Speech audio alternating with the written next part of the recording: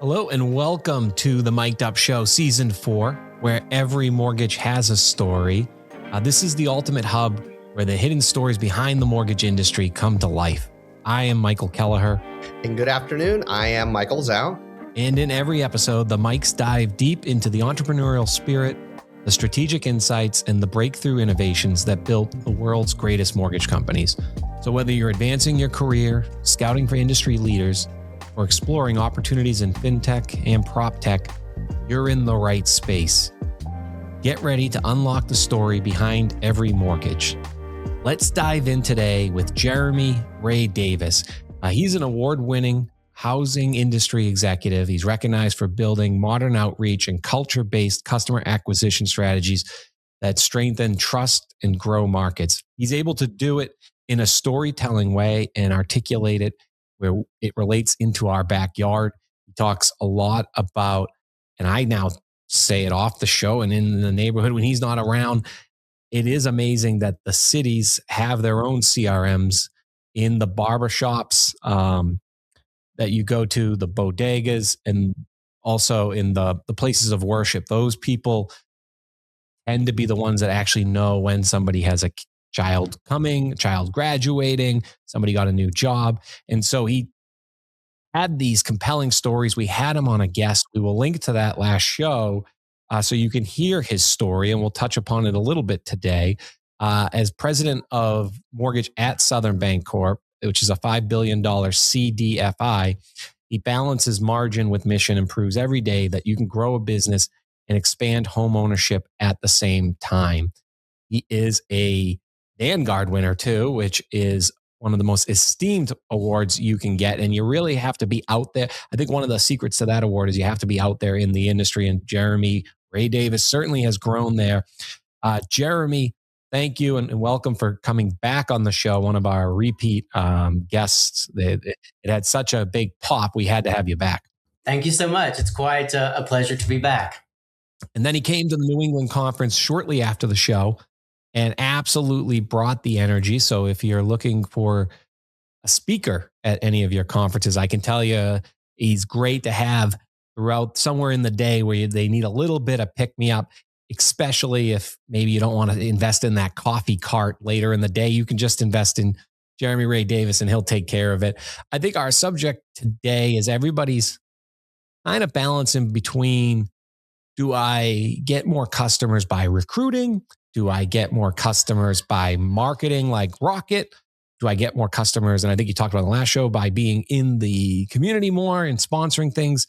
At what point did you look at customer acquisition and see maybe that it's become disconnected from human connection and maybe in banking itself, and who's benefited from that shift? Oh, wow. Great way to start out. You know, I think for myself, I think I always knew that something we don't talk enough about in our industry is the disconnection has really become a quiet infection.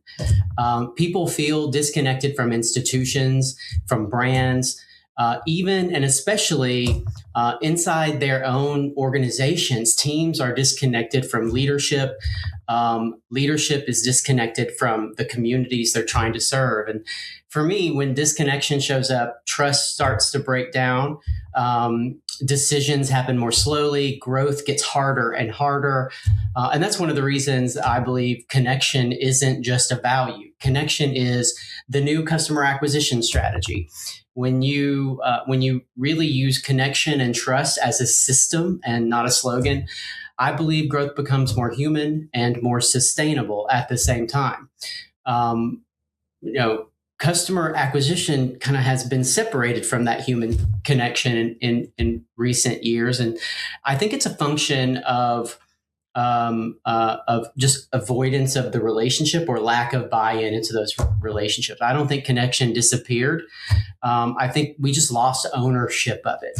I think our opportunity now, and I know we're going to talk about this today, is not going backward, but integrating customer acquisition into your whole acquisition system and strategy, your culture building, if you will. Really, connection works best when it's designed into the acquisition, not kind of bolted on afterward. I think there's a certain period of time over the course of the last 6 years that whether money's not emotional, people are. And when we have this willingness, especially over the course of the last 6 years, to have this hustle culture across the board in all facets of business, there also is this desire for not only connection to the activity and to the money itself, but for the connection for community, so that there's meaning behind the work and there's meaning behind the money. And as a result of that, creates the community connection of what you are aspiring to accomplish for what the banking community needs at the moment. Yeah, I think that's right. I would phrase that as like kind of purpose-driven or mission-driven organizations, and you'll hear me say a lot that being mission-driven is a margin strategy. In my career, I have found that people who believe in something bigger than just the work, they understand how the work that we do. Our industry, I believe, is a noble industry. There are few industries that have the distinct position that housing and mortgage have in terms of changing the trajectory of families' lives generationally, right? So what I have found is that teams that are mission driven will work harder, they'll work longer, and also they'll stay with you longer because if they have that purpose driven, like the why, if you will, behind the work that they do every day.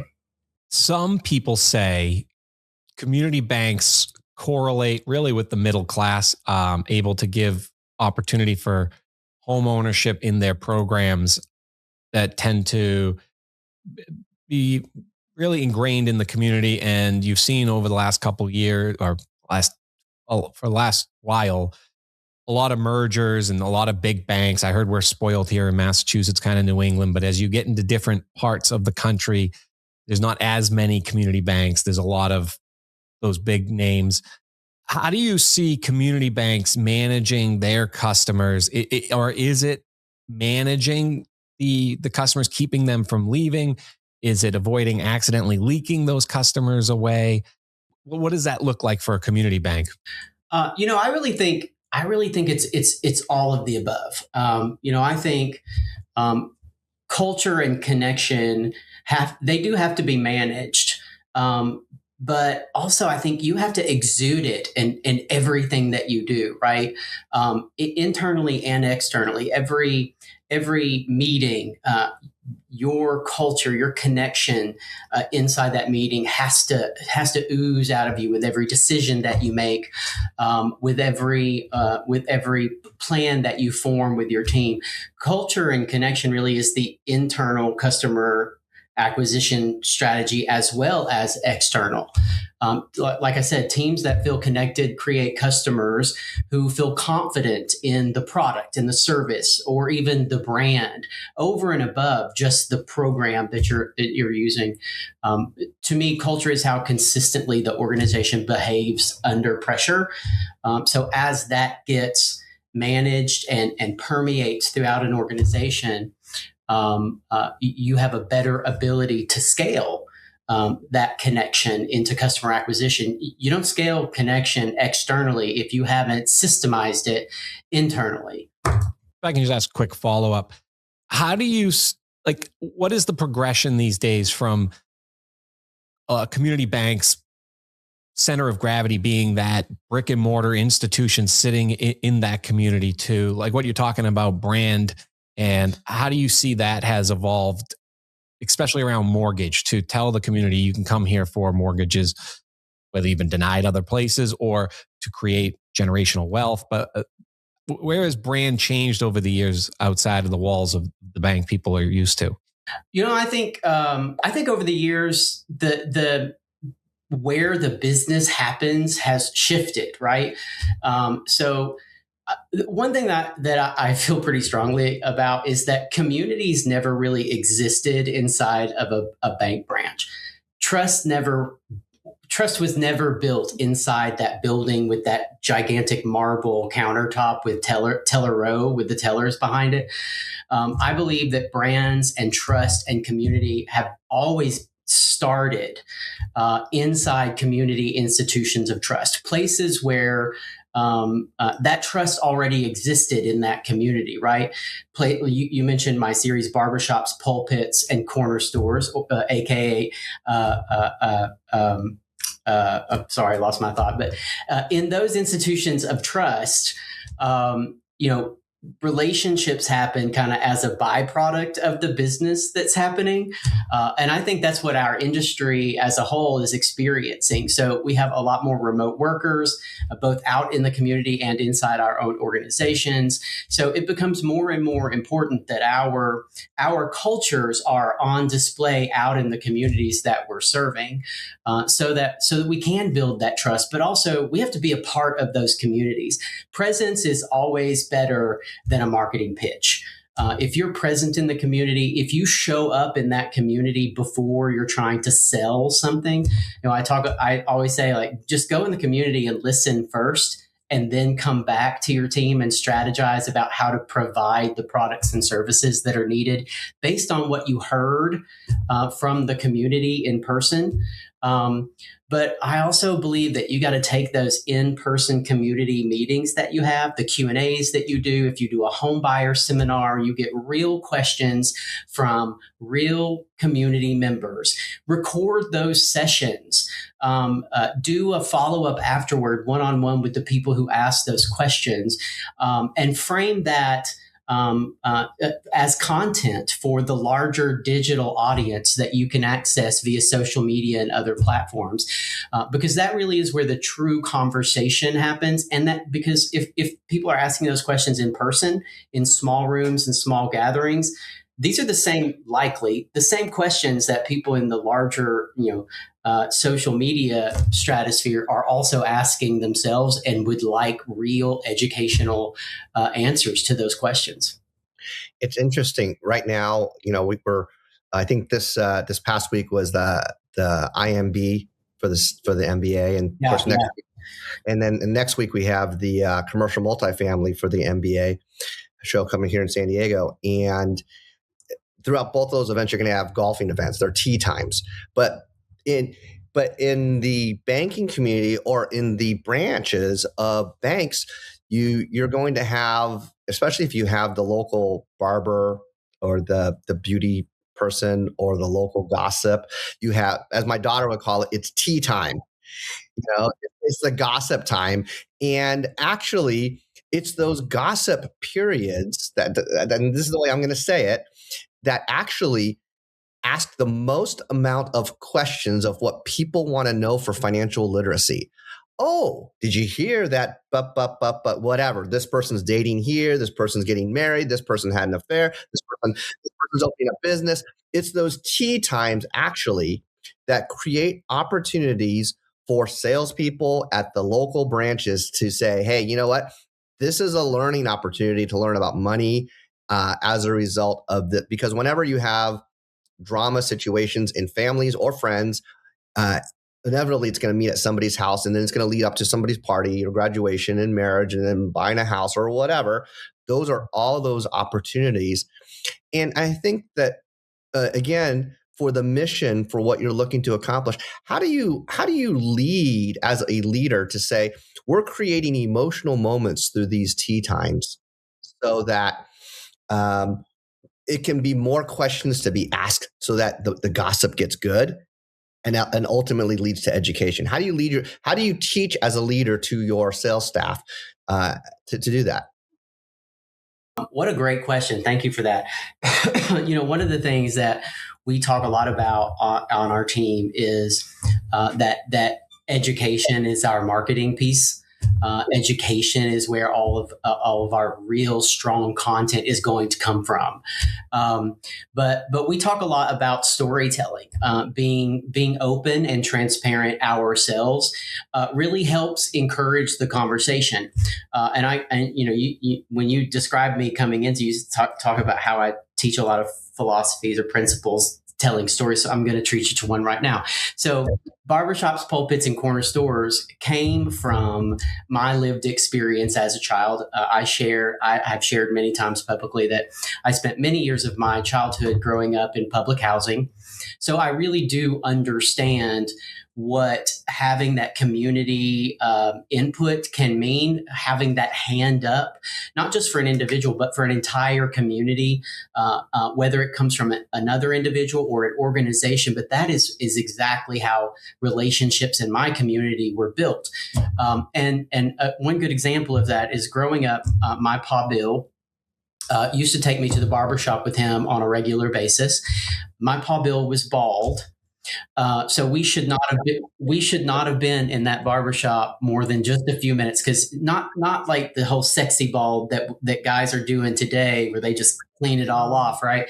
He had no hair up here and just hair around the edges, right? So he needed his ears, trimmed up. Should have taken 5 minutes, but we would be in that barbershop for hours. And you're exactly right.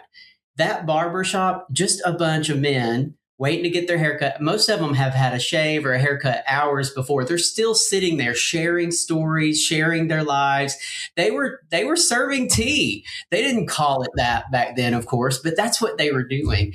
And I learned that lesson at a very young age, because I watched, grown men that I never infrequently saw being vulnerable and talking about real challenges in their lives. But inside that barbershop, I watched a whole community of people from all different backgrounds talk about issues they were having. And occasionally somebody would get super specific and vulnerable. And then I got to watch all of those people in that room step up to provide solutions, to offer help, to offer an introduction. And that's kind of what the philosophy that my team uses for how we get people to open up and give the tea, if you will, is you have to open up too. And I think that's true of leaders who need to wipe out the disconnection between them and the people working on their teams. As leaders, we have to show that side of ourselves too. We have to open up, be honest, transparent, dare I say it, be vulnerable, maybe even be a little emotional at times when we share our own stories, our own whys, because it will help our teams to open up. And that's what teaches our teams to go into the communities and be able to facilitate the community opening up to express to us the questions, the curiosity, the dreams, if you will, and also what they perceive as the challenge that is stopping them, the barrier from stopping them from achieving those dreams. I mean, one of the things that our whole industry is still responsible for is that the majority of people who have never owned a home, possibly no one in their family has owned a home, they still have this conception that they need 20% or more as down payment to buy a home, even though that hasn't been true for so long. There is still an education gap there, and our industry is responsible for bridging that gap. And in fact, pardon my reach here, I was just reading an article today from some data that Redfin just put out. And I know for all of us, we know we're in the news, there's all this talk about how the average age of new homeowners has moved up so much to almost 40 or around 40 years old. But I found it so interesting reading this Redfin data just released, in that Gen Z, and it was basically data on first-time homebuyers that were Gen Z and millennials, and gaps between racial, ethnicity. And I was shocked to see that the homeownership gap nationwide, as we know, there's about a 30-point gap between white families and their Black or brown counterpart families. But it's not double, right? But when we start looking at millennials, who are that 29 to 44 years old age where they should be buying their first house, millennials, white millennial families are 66% of them own a home, versus Black millennial families at 32%. Less than half. That gap is huge. And what it shows us is the gap there is growing. Communities are not impacted by economic changes the same. They do not need the same economic resources. They need specialized resources.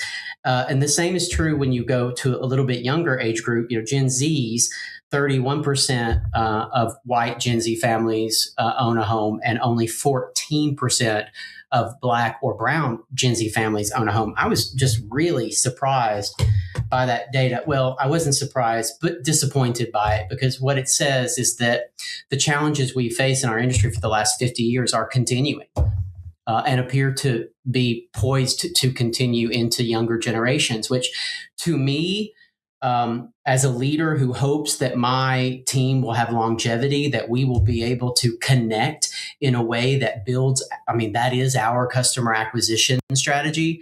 But it makes it such a solid point that if your vision into the future includes home lending, young people and first-time homebuyers are going to be the largest chunk of that business for the next couple of decades. And that data right there tells you exactly where your investments in community and culture connection need to be in. Yeah, I'm sure we both want to comment on that one. Yes. I'll go first, and then you can go, Mike. Then I'll ask the question. One, and that's sad, because those two age groups, they bought at a time where home values appreciated more than ever. And when you hear about the loss of generational wealth, if you did not participate in the last 6 years, is so significant and will affect really ripple effect for multiple generations. And to see that, I think is very magnified there. Mike, did you have a point? I have one more, but I'll let you go next. I think it's interesting because for me growing up and with my kids, and for those who don't know, I teach fiscal literacy classes, and I've been teaching them for the last 15, 16 years here in San Diego. And for my kids, they're talking, and they're in their 20s right now, they're early 20s, and they all recently graduated from school, college school. And we're talking about home ownership. We're talking about, they're not even 25 yet.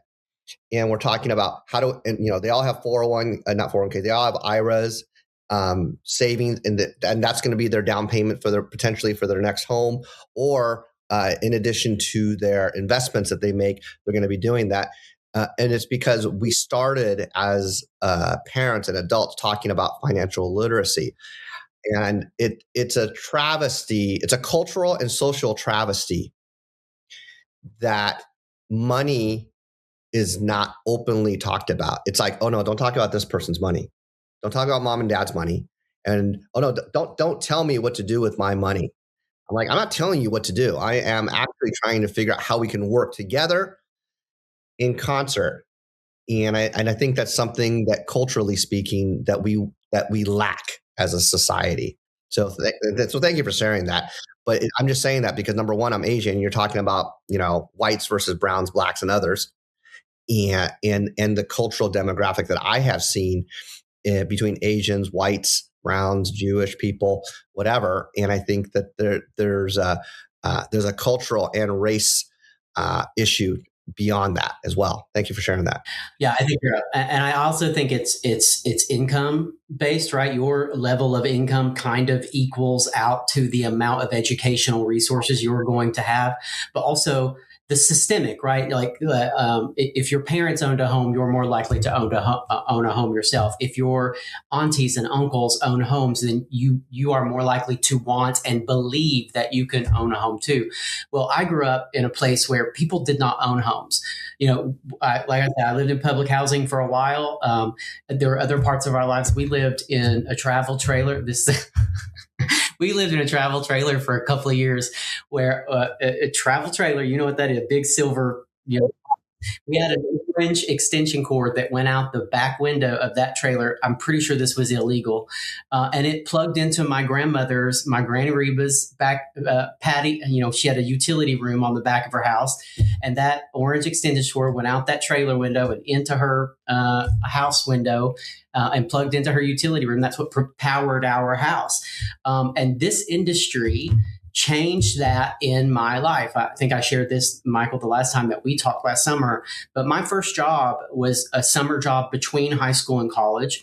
It was supposed to be a summer job. It was as a gopher. That was my official title, gopher.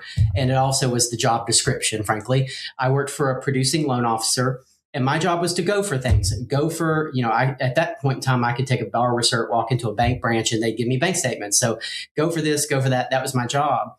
But that taught me about home ownership in a way that I had no access to before that. I ended up buying my first house at 21. It changed the entire trajectory of my financial future. It shifted completely. This industry did that in my own life. So I not only feel a great responsibility to this industry because of that, but also I understand the responsibility our industry has to this out there that have been left behind and continue to lack the education and resources. And again, this is a swirling circle of connection. How do we connect to the communities? How do we connect to our teams and teach them how to go connect to the communities? When I think we've all seen it the last decade, we just seem to be becoming more and more disconnected from our actual in-person communities. And all the online communities are great. It's a great way to spread information, but are we really connecting there either? I'm just not so sure. And one way to connect is transparency.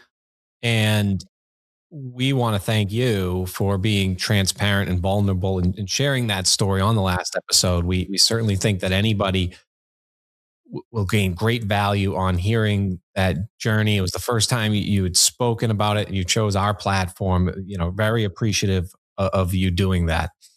Well, you've created a great platform here that actually I think you speak in real language.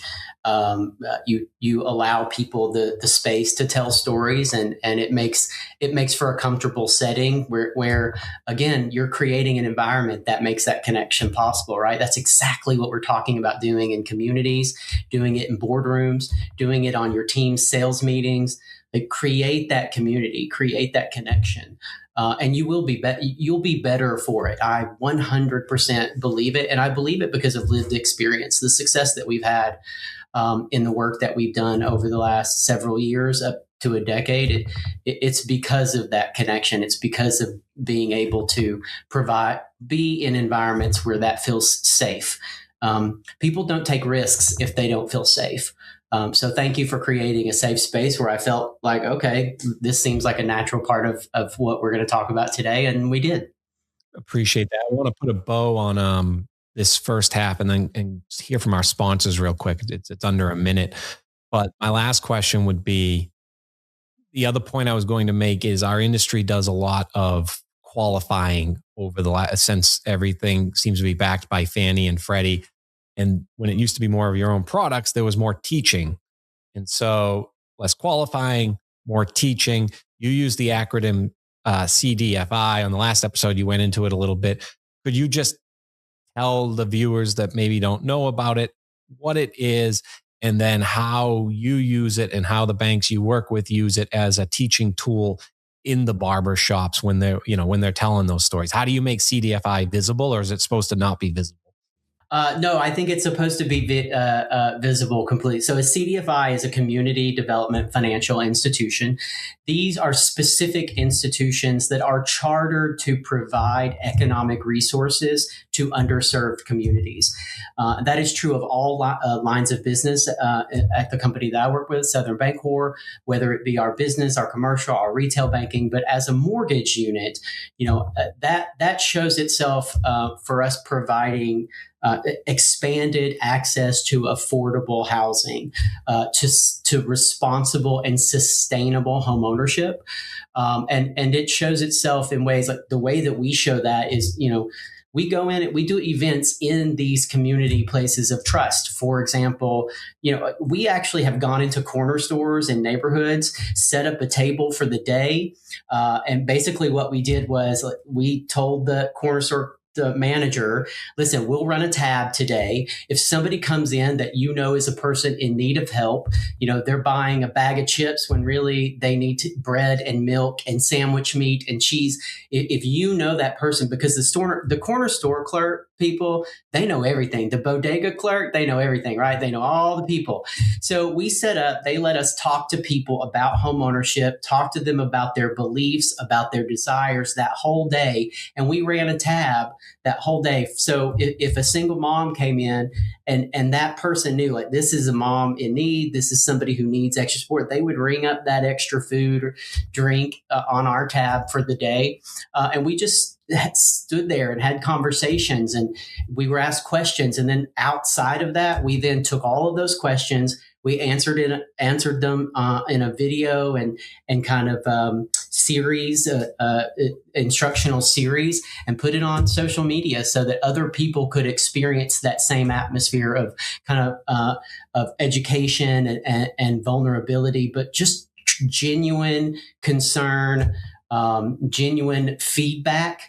And then as a leader, I brought that feedback back to my team, to my board, and we created products and services that would help bridge the gaps that we specifically heard from those communities. To me, that is what community banks can do better than any other institution. That's what CDFIs can do, and specifically we're chartered to do. Before we get into our commercial, one last question in response to that. How do you teach the celebration of the steps from someone going from, I'm going to make the decision to buy a house, and then all of a sudden, oh yeah, we got our finances together as far as our documents go. How do you? And then actually, that should be a celebration just to say they brought in 2 years of tax returns and 2 bank statements. I mean, like, for some people, oh yeah, I just have it on my computer, I'll just email it over to you. But actually, it's a big deal to gather for some families just to say, I have 2 years of tax returns I actually kept, 2 months of bank statements I actually kept.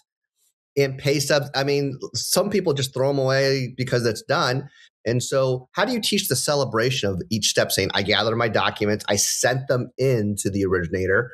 The originator gave me the update. Congratulations on even getting your document. How do you teach celebration of every step along the way so that it becomes a teaching point on every step rather than just part of, oh yeah, this is a standard operating procedure?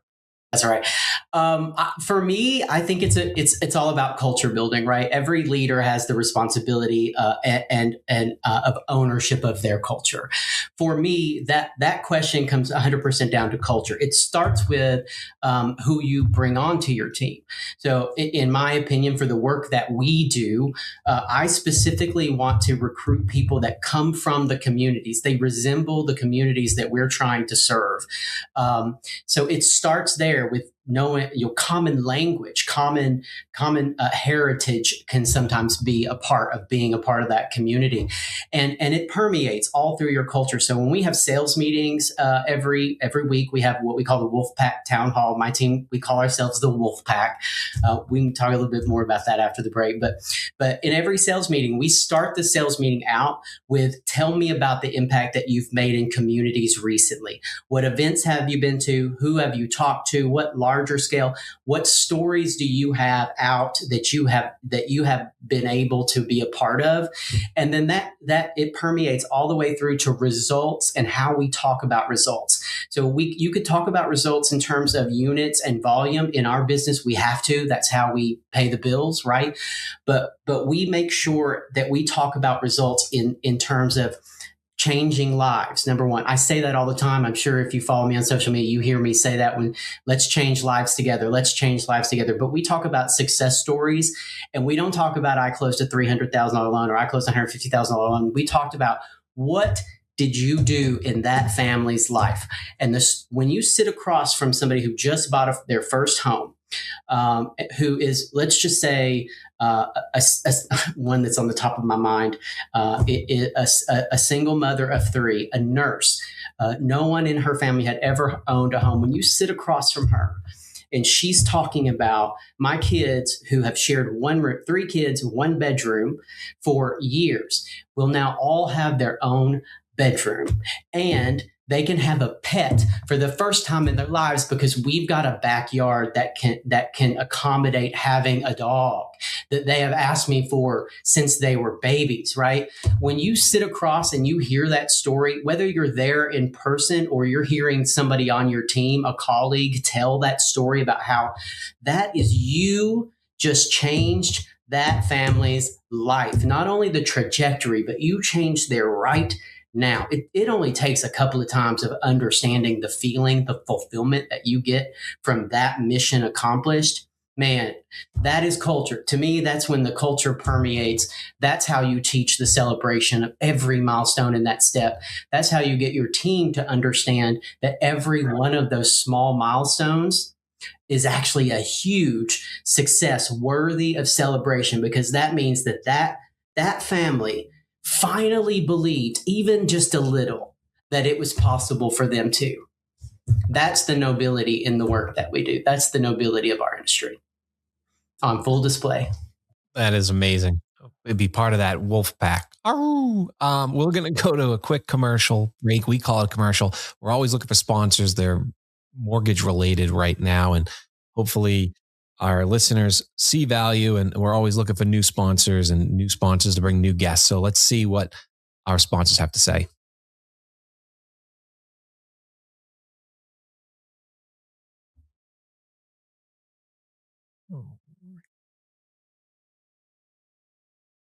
Let me see if I can do it.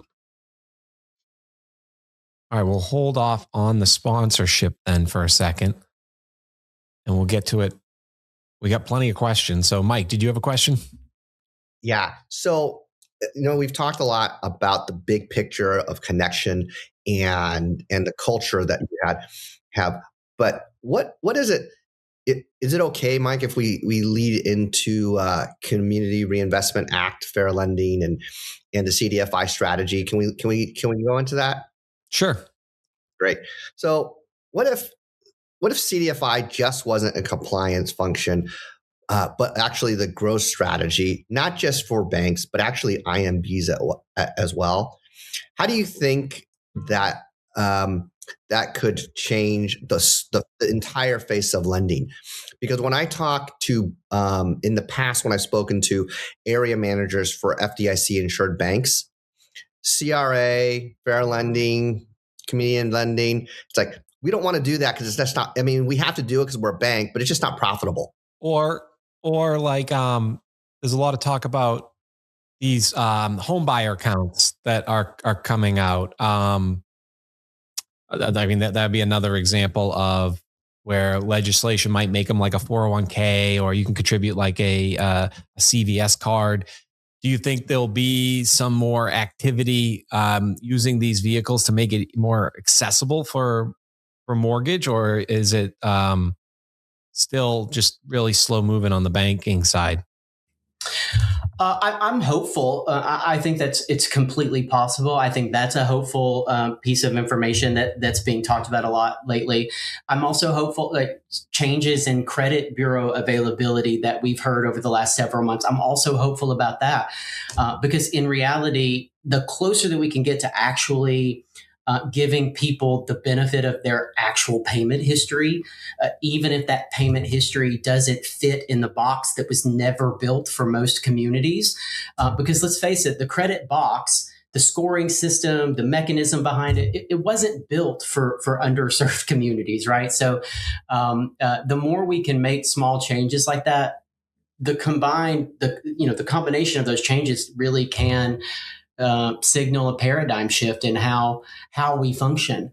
But from a CDFI perspective, back to the original question about CDFIs, like I think a lot of people see mission as the enemy of margin, right? Like, how do you do what's right and still make money? But I would just challenge that entire belief structure because, as far as I am concerned, being mission driven is part of my margin strategy. And I know from total, from results that I have seen, even in the last 3 years since the launch of our mortgage division here at Southern, my team works harder because they believe in the mission. They believe in the work that we do. My team will stay longer. They will work harder and smarter. They will take the right risks because they understand our mission is this. They understand that mission drives the margin strategy for me. Like, I mean, I haven't lost a producing loan officer in over 2.5 years. If that's not a margin strategy, I don't know what is. Yeah. And then the longer they're with you, the longer the brand, the more the trust happens in the community. And from going locally to the State House, or, we have the advocacy conference coming up in April. You hear a lot about that on this show. It seems the focus isn't so much on the banks themselves in those words, but it's really around zoning and affordability and how do we unlock more affordable homes so that people can actually live where they've grown up. And I think the common theme is no one has the right, like the actual solution yet. Everybody's just working hard on making 3% of something, attainable. Do you find the same in your areas where it's just hard to find a entry level home? Yes, in some areas it really is, and to be honest, like for me, I think the strategy has to be the kitchen sink approach, right? I mean, this is so dire right now. Throw it all at the problem. It's not just about what banks can do, but there is a responsibility that local and state municipalities have to this problem. This is going to create a tax revenue problem for them down the road as well. So throw in the kitchen sink. Let's update zoning laws. Let's, if something is zoned for 1 to 2, just let's make it zoned for 4. Why not? Why is that something that struggling cities that do not have a ample affordable housing? Why is that not something that can be done and be done quickly? Even small things like parking regulations and elevator regulations. Like we need, in my opinion, we need to be looking at all of these options because it is going to take a kitchen sink approach to really battle the affordability crisis that has started in our country. We'll throw it all. We have 2 vendors here that want to be part of throwing that kitchen sink. Let's hear about them. And then we'll come back with some real hard-hitting questions. Verifying income for all your applicants means you need roughly 23 different vendors and waste hours and hours of your team's time. But with TrueWork, it's just a single place for all your income verification needs, so you get the most advanced VOIE solution. TrueWork combines all major verification methods into a single, easy-to-use platform to give you a completion rate of 75%, cutting your costs by up to 50% and getting real results for your team. TrueWork, your one-stop shop for income verification. Click, verify, repeat. Where the company can do the configurability. So we have no code on this, so they can go in their settings, they can set it up all the way down to the loan officer if they want to. We also have a customer support team that's assigned to each account. If they want, they can overhaul everything if they wanted to. They have a new product, especially dynamic apps. With dynamic apps, we can fit multiple. We can fit the Fannie Freddie loans. We can new construction, one-time close, HELOCs. Whatever those workflows are, they can design that workflow for each individual app. Now, what's going to take it to the next level is the AI and the OCR piece. Cyber and wire fraud. Can you afford the risk? Today's automation and technology-based trends demand solutions to fraud threats. Funding Shield provides lenders and investors real-time transaction-level verification, certified wire fraud protection to protect loss of funds at closing due to cyber-based and other threats. We help improve your bottom line through fraud prevention, risk management, and validating the parties and documents involved in mortgage closings. Prevent fraud and theft on your closings. All right. I do have a question regarding CRA, and I'm going to talk about this because Mike Kelleher will talk about zip code marketing or owning your zip code. But one of the things I find very interesting that is it's uninformed in the loan officer community and underserved is census tract lending. Because if you talk to a loan officer and say, hey, do you know the census tract that you're putting it out to? And they'll just go, what is that? Right. But yet census tract lending is actually more granular than zip code lending, because you can actually figure out what is the income level. And actually for example, here in San Diego, there's a census tract where around the entire area are between, and this is not even an exaggeration, $2 to $6 million homes. But inside of this census tract, you can find $200,000 to $500,000 homes. And I think that when there's an education around knowing not only your zip code, but understanding the census tract and what's available in those types of lending criterias, then it becomes an education moment, not just for the consumers and people who want to live in areas when they thought they couldn't, and also for the lending community, because they can be educated into that. What would you say could be a strategy for understanding zip code or census tract ownership so that people who thought they couldn't actually can? I really think this comes back to culture, and making sure that our teams, especially our teams on the streets, if their boots are on the ground, you as a leader, as a company, want to make sure that the boots on the ground are properly educated and professionals in our industry, right? And I can say with certainty, if you ask any member of my wolf pack about a census tract, they know exactly what you're talking about. They know how to find the details of your census tract, and they'll go a step further and let you know, did you know that there are a lot of products and programs out there that are available based on the particular census tract you live in or might be buying in? And many of them we've created ourselves. So I feel very certain my wolf pack will absolutely know how to deal with that. But I think it's a cultural question, right? It's about education, training. It's about coaching. And I do think a lot of banks, invest lots and lots and lots of money in training their teams and coaching their teams.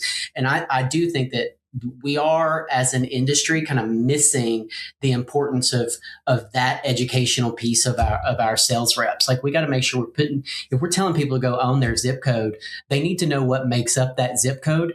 And you can't know that without knowing the breakdown of the communities, the demographics, and the census tract data of where those communities are coming from.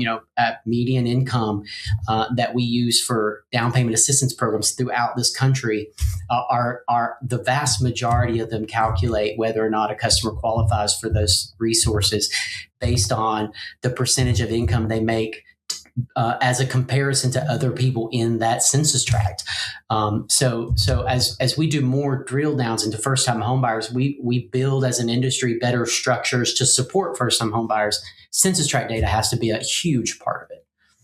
In a world where AI automation and call centers calling in from the outside, and I'll even go further, like fintechs bring this idea of digital and faster and click. What do you tell the wolf pack?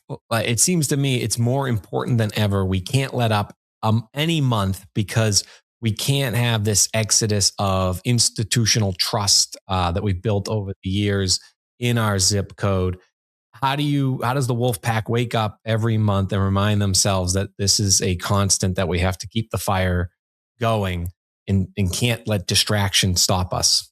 Well, I think I think the first step of that is to build an organization where you understand that that the people on your team that are out in the communities, boots on the ground, they are the purveyors of trust and connection on your team. It's not a marketing flyer. It's not your social media account. It is the people on the ground. There is no logo that will ever be able to build a connection and trust the way a human being can build that. And that will be true in an AI world as well. So for me, in terms of community banks, I think what community banks do better than most is connection. Connection is almost the moat, if you will. It's what it is built all around every community that community banks and CDFIs are really trying to assist, to serve. I believe local knowledge informs better decision making. It informs the ability to take risks that make sense from a safety and soundness perspective. I believe technology supports connection when it respects the context of those local markets, of those zip code by zip code knowledge base. I believe the future belongs to the institutions that can combine that automation with human understanding. And I think that is where like the future of zip code ownership is going. What do you think that the CEO of today should invest in when it comes to customer, or in this case, community investment of owning that area for mortgages? Are you going to invest into the talent of the originator, the technology of just marketing in general, and why do you think it should be either in the technology, in the marketing, or in the talent and the connection into the community? For me, and I really would advise other leaders like myself on this as well, but I am going to invest in my talent, in my team first. For me, that is an investment in connection, because I believe that the boots on the ground, our teams, our talent, they are the purveyors of that connection. They are the builders of the trust that equals the results that we have. So I would invest first in the talent and how the talent shows up. I mentioned earlier about intentionally recruiting talent that resemble the communities that you're serving. That's a great starting point. Connection is really the foundation. It determines how your technology is used and whether or not that technology pushes the connection and trust you've built in your brand, or does it isolate and separate that? Really, for me, the talent, the connection is the strategy that aligns all of the other pieces that you just mentioned. And a lot of people think that, building trust, building connection, it's too expensive, it takes too long. But the truth is, connection isn't an expense. It's the most efficient acquisition strategy we have, period. Wow. And that's why Jeremy Ray Davis, won, I think, 3 National Mortgage Banker Leadership Awards in 2024, or at the end of 2025, we'll see how many more awards he piles up. He won for market outreach strategies. I know your reputation is built on real work, not these glossy campaigns, but I got to admit, you do have a flashy way of making them stick, and certainly up in my brain. Any final thoughts on what playbook you have for 2026, how you're going to blend innovation with genuine community trust, how you're going to put into action all the things that you educated us today, as for our listeners, as a final thought? Yeah, I would say for me, going into 2026 and beyond, I believe the next generation of growth won't come from louder marketing or faster tech. All of that's coming. We have it. I believe that our growth in the future and across the board, the next generation of growth is going to come from institutions that design connection as their primary culture builder and customer acquisition strategy across all of the other platforms and resources that they have available. That connection is really going to be the connection and culture are going to be the true pieces that push successful results.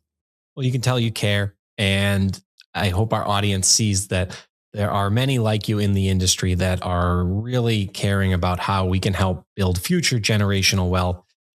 Thank you for joining us on this journey into the heart of mortgage innovation. Remember, every mortgage has a story, and we're here to help you write yours. If you enjoyed today's insights, please subscribe, share with your network, and connect with us on social media. Until next time, keep pushing the boundaries and uncovering the stories that drive our industry forward.